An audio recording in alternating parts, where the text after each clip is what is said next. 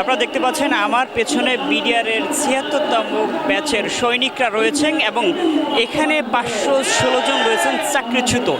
আসলে তাদের চাকরিচ্যুত হয়েছে কখন? ২০০৮ সাল থেকে ৯ সালে যখন বিডিআর বিদ্রোহ হয় এবং সেই সময় তারা ট্রেনিং অবস্থায় ছিলেন। তখন কিন্তু অনেক প্রাণঘাতী হয়েছে, অনেক সংঘর্ষ হয়েছে।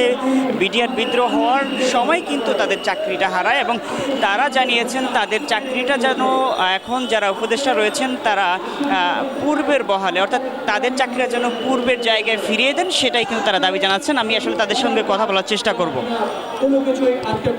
আপনাদের দাবিটা কি?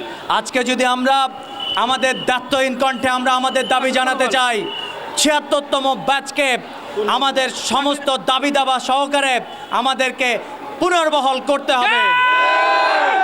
আমাদের আমরা এই ৭৬তম ব্যাচ তৎকালীন ২০০৮ সালে আমরা নিয়োগপ্রাপ্ত হই।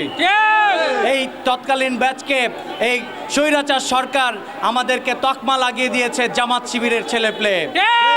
আজকে আমাদেরকে বলেছে এরা রাজাকারের বাচ্চা। এই বাংলায় বলতে চাই, বৈষম্যহীন এই বাংলায় বলতে চাই, এই যারা আওয়ামী রাজাকারের এখানে ঠাঁই নাই।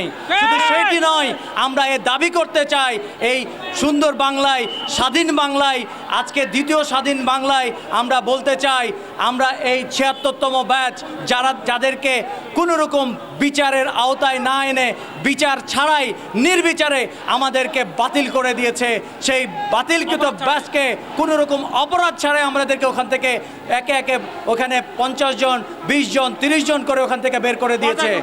এখান থেকে আজকে দাবি জানাইতে চাই, আজকে এই ৭৬তম ব্যাচের ৫১৬ জন ভাইকে পুনর্বহাল করতে হবে। আজকে মিডিয়ার সকল ভাইদের মাধ্যমে দেশবাসী এবং বাংলাদেশের অন্তর্বর্তীকালীন সরকারের মাননীয় প্রধান উপদেষ্টা, স্বরাষ্ট্র উপদেষ্টা, আইন উপদেষ্টা সহ সকল উপদেষ্টাদের কাছে আমাদের বিনীত অনুরোধ এবং দেশবাসীর কাছে আমাদের বিনীত অনুরোধ এবং আবেদন, এবং বাংলাদেশের সকল বাহিনী প্রধানের কাছে আমাদের বিনীত আবেদন, আমাদের এই ৭৬তম ব্যাচকে পুনর্বহাল করে আমাদের এই সুন্দরভাবে দেশ মাতৃকা সেবার করার সুযোগ করে দিন। ধন্যবাদ। আসলে ওনারা যেটা বলছেন যে আসলে ওনাদের ৫১৬ জন যারা চাকরিচ্যুত হয়েছেন এবং ৭৬তম ব্যাচে, এখানে বিডিআরের ৭৬তম ব্যাচের সকল সৈনিকরা রয়েছেন এবং ওনারা জানাচ্ছেন যে তাদের সকলের যেন চাকরিটা সেই পূর্ণবহাল হয়, তারা যেন সুন্দরভাবে জীবনযাপন করতে পারে, এটা তারা দাবি জানিয়েছেন বাংলাদেশ প্রধান উপদেষ্টা সহকারে সকল উপদেষ্টাগণের কাছে। তাদের এই সর্বশেষ দাবি এটাই ছিল। সর্বশেষ প্রেস ক্লাব থেকে তকি খান, নিউজ 9, ঢাকা।